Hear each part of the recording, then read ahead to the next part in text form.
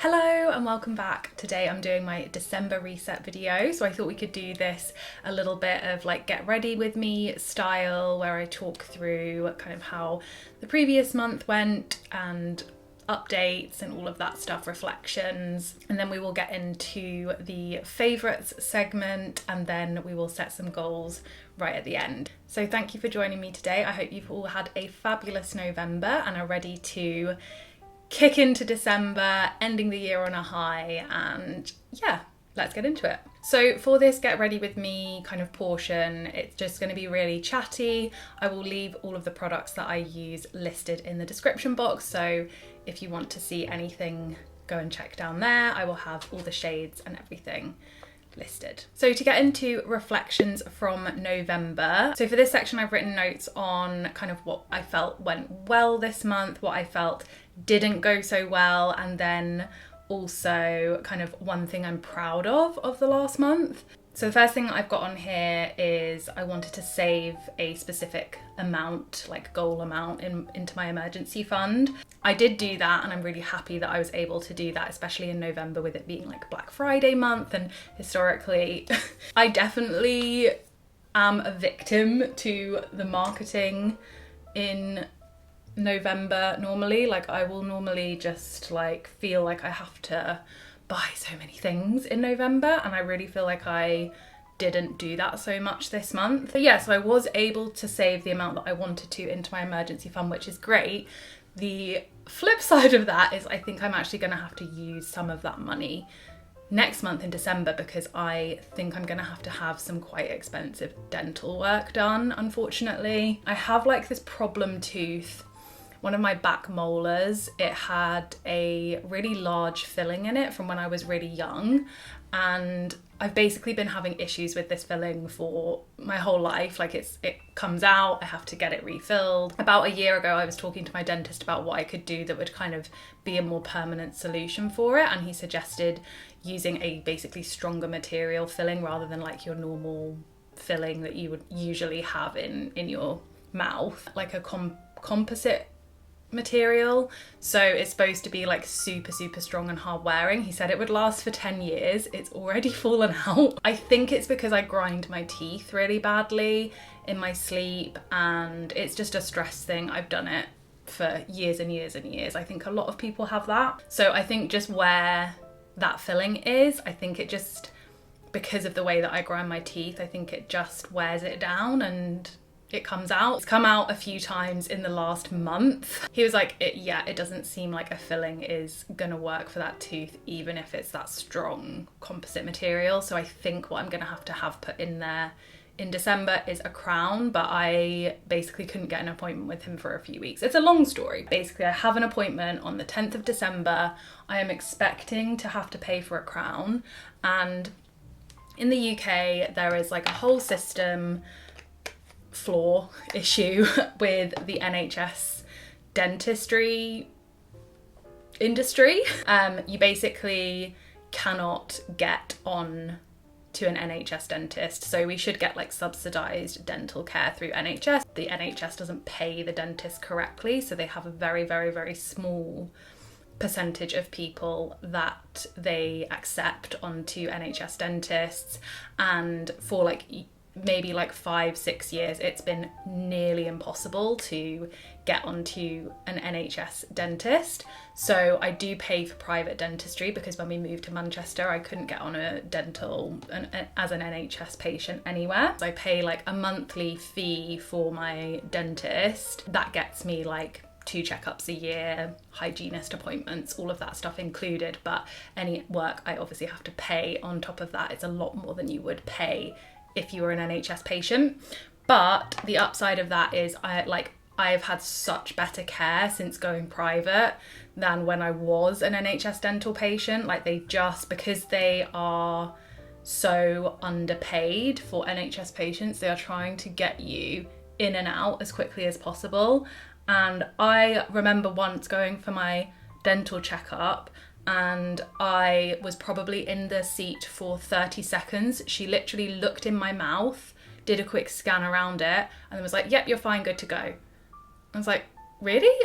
Are you sure? So I actually don't mind paying, even though, you know, it's frustrating. I recognise I'm in a very privileged position to even be able to do that, and I do think as a result I do get a lot better care than if I was an NHS dental patient, just from my own personal experience. Quite a long way to explain that I think I'm going to have to take money out of my emergency fund next month, so I'm actually going to be behind on my emergency fund goal, but at the same time, obviously this is what my emergency fund is for.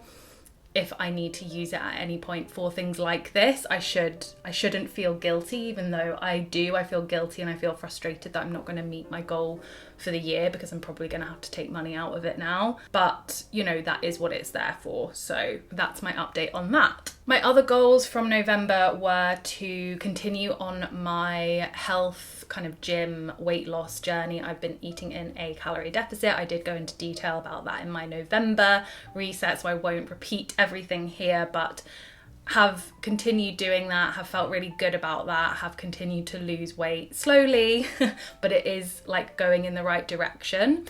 So I'm feeling really positive about that in general, and now in December I am gonna like take a big step back from that and just enjoy eating almost whatever I want in December, obviously within reason, and like being a little bit more sensible in the weeks and stuff like that. But I'm not going to worry about like having several drinks if we're going out at the weekend, or, you know, eating whatever I want when we go out for a meal and things like that. So I'm probably not going to track in December. I'm probably just going to kind of try and be mindful now that I have been tracking for 2 months consistently. I kind of know roughly like what my routine is with like breakfast, lunch, that kind of thing, and how many calories is in each of those things. So I kind of know like when I'm going to be sort of all right, but I'm just not going to worry about it too much this month and then pick it up again in January. So other goals that I had on my list were to film 2 or 3 videos. I filmed 2 videos I think in November, so I put up my November reset, and then I had my 10-minute makeup video, so I achieved that. I also wanted to cut back on social plans in general and lean into like me time and just focusing on my own goals and just not worrying too much about like having to say yes to social plans and all of that, because I was feeling quite overwhelmed in September, to be honest, the whole year with just having such a busy schedule. And this was the first time where I had several weeks in a row where I didn't have any commitments and I wasn't supposed to be somewhere at a weekend or whatever. I really wanted to lean into that, especially as well because at my work it is a busier time in kind of autumn winter time, and I knew that it was going to be a little bit stressful at work, so I wanted to just make sure that I had plenty of rest, relaxation time sort of built in to my schedule, and I feel like I did do that, and I achieved that. I feel like maybe I went a little bit too far the other way, and that I didn't see anyone outside of Adam and my family and his family. I didn't see anyone else in November at all, so I think I need to do maybe a little bit more socializing in December. The other things I wanted to do was just be mindful with Black Friday purchases, and these 2 goals kind of link up actually, and also continue my Instagram detox. So I actually deleted Instagram maybe like middle of September, end of September, and I have noticed such a big difference since deleting it off my phone. I do still have it logged into my like the work account, so if I need to use it for work I will go in there because I am a social media manager, so obviously I need to use it sometimes for that. I have like completely logged out of my personal accounts on there, so I would have to like physically go and log in to the account to be back in. Whereas normally if I would delete Instagram, I would then eventually, you know, re-download the app onto my phone and it would just remember all my login details from before and I'd be logged into all my accounts. So I manually went and logged out of it this time, so it doesn't do that. And I do think that that has had a really big impact on my mental health actually. Instagram was that app that I would just get sucked into and feel really overwhelmed as well a lot of the time when I was on it, just with the amount of like I don't know, bombarding that I got from people that I didn't even follow most of the time, and, you know, seeing videos like constantly and like reading the text on the videos, it's like so distracting, and I don't know, my mind felt really busy a lot of the time, especially when I was on Instagram. The other thing is the consumerist side of stuff, like people just recommending products after product after product after product, because I follow a lot of influencers and I follow a lot of, you know, people that I watch on YouTube and things like that, but like Instagram does seem to just be, you know, and also like brand ads I would get served all the time. It would just be like buy. Probably a big reason why I have not been really that bothered at all by Black Friday this year for the first year in a long time since I can remember. I think it has a lot to do with the fact that I got rid of Instagram, which is very interesting. Normally I would be like seeing people's Black Friday recommendations on Instagram, seeing, you know, like their stories, like what they're kind of posting on there, and being like, oh, do I need that? Do I want that? And I just haven't this year. I really haven't felt that way. I've felt so kind of detached from all of that stuff. I haven't even really been watching a lot of YouTube because of that reason, because I just find it's like people pushing product after product after product. And I see people saying like, oh, well, people do ads on podcasts, like there's other formats where you have like product ads, but I think with YouTube it's different, because like a lot of vloggers now, and I completely understand why, because they need to, you know, make a living. I understand like the concept of why they're doing ads. That is completely fair enough, and that's how they make their living, so obviously they're going to want to do that. But I think the difference between, say, podcast ads and YouTube ads, and by the way, I fast forward through all of them, like whatever platform it's on, I never watch them. But I think the difference between a YouTube ad is because the product placement is so integrated into the video, like you won't even realize that they're talking about an ad a lot of the time until they say, oh, and thank you to so and so for sponsoring this partnership, and then they go into the ad spiel. But like the beginning of the scene that they're filming in the vlog will just feel like a completely like normal part of the video.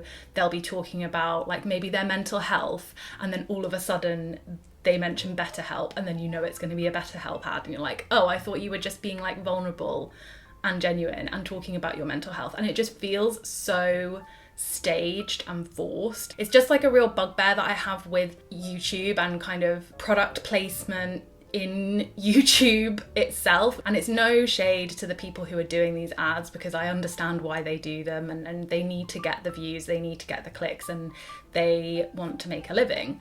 But I just think the format of it is so much more almost like trying to pretend it's not an ad, whereas like podcast ads, you know when there's going to be an ad because there will be a physical break in the show, and the ad will be like completely separate and not anything to do with what they're talking about in the podcast.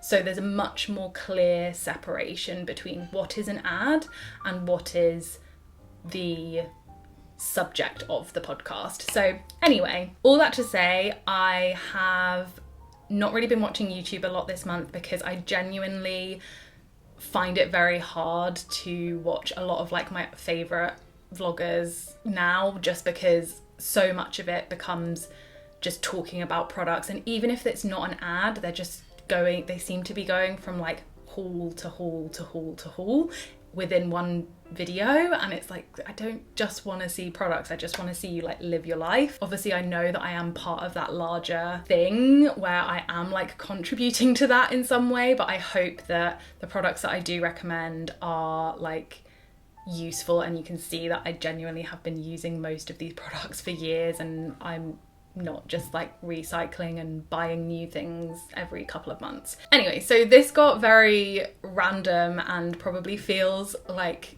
I thought you were just going to talk about reflections from the month, but that was really a big one, is like the Black Friday stuff and the Instagram deletion in my life has really like made me realize how sucked in I was to a lot of that consumerist culture. And not that I am by any means perfect, like I still made Black Friday purchases this month, I still had stuff on my list I wanted to buy, but I just think like I noticed in myself how much less obsessed with it all I was than in previous years. Like, I really just didn't get, like, I forgot it was Black Friday yesterday. I'm filming this on the 29th of November, whereas like previous years I have been like building my cult beauty basket like weeks in advance. Like, what am I gonna buy, what am I gonna get money off, what I've been waiting to get for weeks and months, and like this is the time where I'm gonna splurge and get it all. And I didn't have any of that this year, and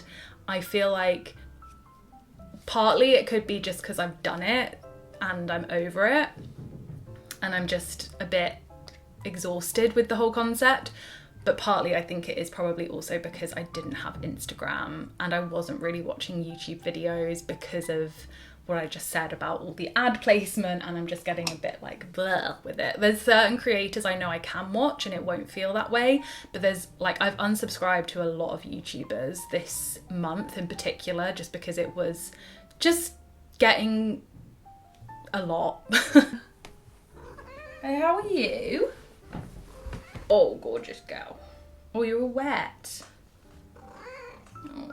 So I feel like I've rambled a lot through what did go well, but just to summarise, what I felt went well was I managed to save my emergency fund goal amount. I did make more progress on my healthy eating journey and weight loss journey. I filmed and uploaded 2 videos. I did cut back on social plans. I leaned into me time this month, and I was very restrained with my Black Friday purchases this year, and I continued my Instagram detox. So a lot of my goals for November I did achieve.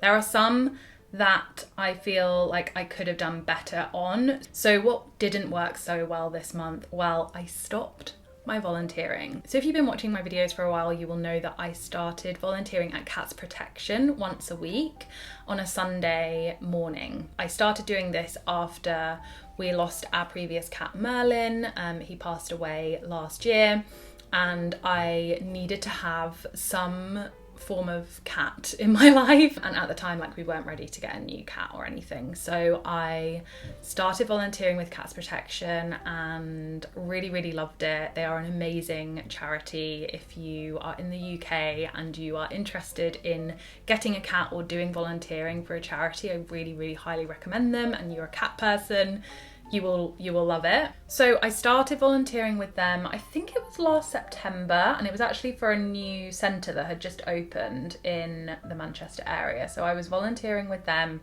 I would go in on a Sunday morning. I felt like it kind of filled that cat-shaped hole in my life for a long time. It was a great way to meet people, you know, form relationships with people and just kind of get myself out of the house, because I do work from home. I feel like friendships in Manchester is something that I've really struggled with, making new friends as an adult. So it was a great way to kind of meet people, although I wouldn't say I made like friends that I would necessarily see outside of volunteering, but it was a great way to do something that was a little bit more social. I had done it for a year and I was just getting to the point where it was becoming a lot to manage. On a Sunday morning, I would be out from 8:30 in the morning until 12:30 just because of how far it was away from where we live. And obviously there were quite a lot of weekends where I couldn't do it as well because we would be like traveling or we'd have plans. And I was just getting, I think, to the end of, you know, my time there. So I did let them know that I was going to be stopping. Obviously we got Moira in February. We actually adopted her from that centre. So I feel like, you know, I kind of knew when I was volunteering, like eventually we will want to get a new cat. Didn't know when that was going to be at the time when I started, but you know, we did feel ready to do that earlier this year. Yeah, I feel like it just ran its course. Like, I'm really pleased that I did it. I still give a monthly donation to them anyway, and I'll continue doing that just because I think they're a great charity, and we got our first cat from there as well. And I will always recommend people to them. I just think they just do such great work and they really care about the animals that they look after and support. That was something, I've put it under the what didn't go well, but I actually don't feel any sense of like guilt or, well, a little bit for stopping. Like it was hard like actually doing it, but I knew it was something that I wanted to do to give myself more time back to, oh, here we go. There she is. I'm glad that I did it for a year, and I am excited to see what my next journey involves. So other things that didn't go so well this month, one of my big 2025 goals that I had on my list was that I want to join a choir, and I haven't yet done that, but I have found a choir that I want to join, and I just have been putting it off and putting it off. And I feel like now that I've stopped my volunteering, that's going to be something that I try and do in December. I know where I want to go, I know what day it's on, I can do it. It's just mustering up the courage to like go and do something on your own with a bunch of people that you've never met. I feel scared to do that, but I think that will be like, I'm so sorry. She does not like shut doors. So there's an ensuite bathroom in here, and if the door's shut, she's like, I must get in there and see what you're hiding from me. Yeah, so I feel like the choir is hopefully going to be the thing that kind of like replaces the Cats Protection social side of things, and yeah, we'll just see how it goes, but it's just mustering up the courage to go. It's like a scary thing to do. So the final section of the reflections is to say one thing I'm proud of, and the thing that I've put here is sticking to my health journey again after struggling with it for 2 years. So I do go into detail about that in my November favourites, about kind of how I've been struggling with my body image and my weight and just not really liking how I looked for a couple of years. So if you're interested in hearing more about that, then you can go and watch my November reset. I'll have it linked down below. Yeah, I just feel like I'm really proud that I've now found a route or a way to deal with that and like stuck to it, been disciplined with myself enough to actually start to see progress. So yeah, I'm really happy about that, and hopefully that will continue into 2026 when we get there.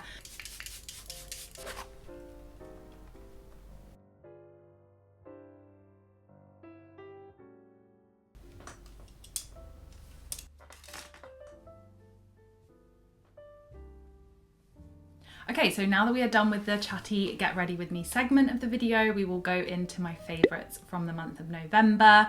Again, I feel kind of like a hypocrite for having a favourite section after talking for so long about like how I find product placement in YouTube really off-putting and hard to watch, so apologies, but I do still really enjoy watching favourites videos when I am in the mood for them, and I do have like a couple of real genuine recommendations that I have loved this month, so I did want to include it, but obviously skip forward if you're not interested. And please let me know like what you think down below. Like, do you like seeing lots of product recommendations in videos still, or are you also just as exhausted and drained from the like constant recycling of ads and going from haul to haul to haul in vlogs as I am? Would be really interested to know. But today I just have 2 products that I have really been enjoying throughout the month of December. They are genuine favourites, so that is why I'm sharing them with you guys. As you guys know, for years I have been using the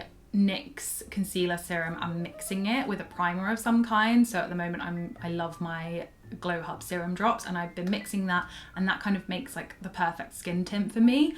But the only thing with that is I go through those NYX concealer serums so quickly because they're really like a small amount of product. I think you get maybe like 10 milliliters of product, whereas in a normal foundation or a normal skin tint you would get 30 milliliters of product. So I've always had it in the back of my mind that like I'm looking for an affordable everyday skin tint that is cruelty free. So this is the Rimmel Glow It Up Kind and Free Moisturising Skin Tint. So I think they also have a matte version of this, but I got the moisturising one. I think they've also recently repackaged this so it looks different, but their Kind and Free skin tint has been around for quite a few years, I think. I have the shade 001 Fair Porcelain, fairly easy. But yeah, I've just been really enjoying this as a lightweight everyday base. I do still wear my NYX concealer with it because it doesn't have a lot of coverage. So I do find that it kind of needs a little bit of concealer like under my eyes. and on my chin normally, but for like the rest of my face, this is perfect. It's really sheer. It just kind of smooths everything out and makes everything look a little bit more even without it looking like you are wearing, you know, loads of makeup, because I don't like to, on an everyday basis, you know, when I'm at work and stuff like that, have like a full heavy face of makeup like even like I do on today. So this has been perfect for that as an everyday skin tint. The shade is great as well. I was worried that it was going to be a little bit yellow, but once you buff it into the skin, it's a great shade match for me because it is quite sheer.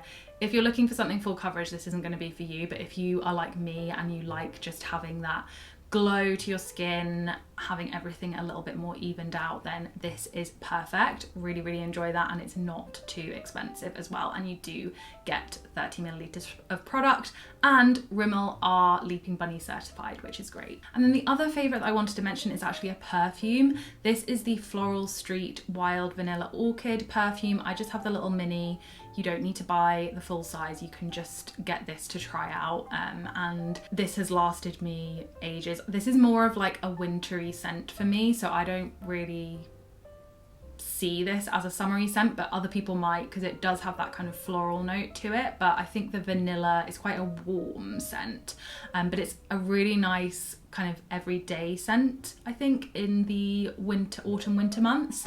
I actually got this, I think, in a like Christmas beauty box, like one of the, I think it was the M&S one where they have like lots of different products. It might have been like their advent calendar or something, but my mum got it for me for Christmas. I think this came in that, because I would never have thought to buy this, so I just wanted to recommend it because the Floral Street perfumes are not super expensive, and the like longevity of this is so good, and it's really strong smelling. It's like the name would suggest, Wild Vanilla Orchid. It does have that very floral undertone, but it's a little bit sweet with the vanilla as well. So really, really nice scent. And again, Floral Street are cruelty free. I don't know if they're Leaping Bunny certified, but they are definitely cruelty free. So yeah, love that.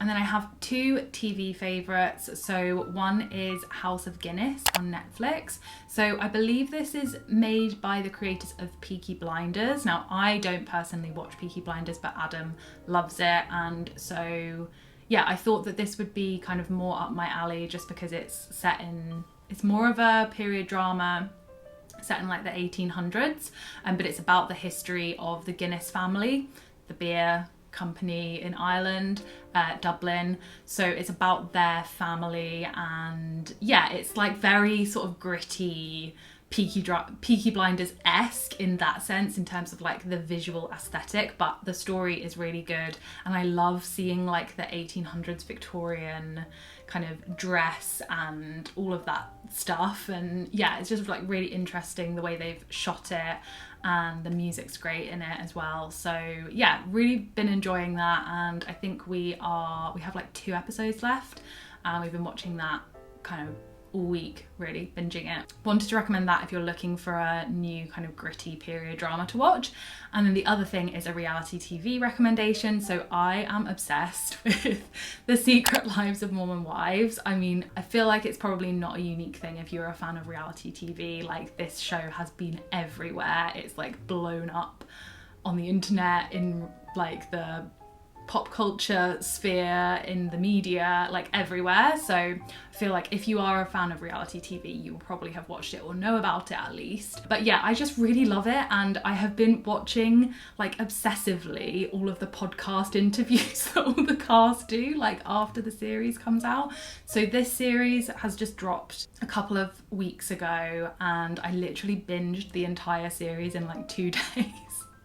So unhealthy. And then I was like waiting on tenterhooks for the podcast interviews to come out. So yeah, it is like trashy reality TV. There's a lot of like silly girl drama, and there's a lot of like really serious topics in it as well, about like the kind of concept of Mormonism, the culture of Mormonism, and how problematic that can be. Like, yeah, it's a very interesting religion, let's put it that way. I did watch the podcast interview that Jessie did on the Vial Files, Just like some really like unhealthy stuff going on in the relationships on this program. I think the interview she did was like really honest and raw, and also her husband was on it as well. And just, if you have thoughts on it, please do let me know, because I would love to chat with you in the comments. Like, what did you think about the whole Jessie and Jordan thing, and did you watch the Vital Files podcast interview about it? Another really good reaction video that has so much in-depth analysis about Mormonism as a culture is Alyssa Grenfell's channel. She has a whole like bumper 1 hour and a half, I think, episode on just diving into all of the subjects that are discussed. She is ex-Mormon, so she's left Mormonism, and obviously has that lens of growing up within the Mormon culture and all of the kind of gender dynamics that go on in that religion. I've also been watching Heather Gay's Mormon series. What is it called?